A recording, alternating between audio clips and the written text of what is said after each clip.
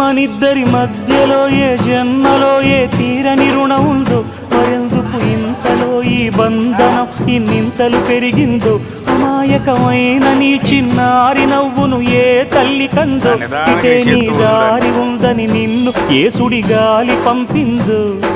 పాపం పుణ్యం దేవుడికెరుక, పేదకు దొరికిన బంగారు కణిక, పాలు వెన్నాలేవని అనక ప్రేమను తాగి పెరగవెసిలక. వలేసే పాడు లోకం కంటపడక ఉండు నాయనక, ఇలా నా గుండెలోని గువ్వల కొలు ఉండిపోయింక. ఇటే పోస్తే ఎమున్నైనా నిలేస్తానే, మరింక ఏ కీడు నీ వంకరాలే.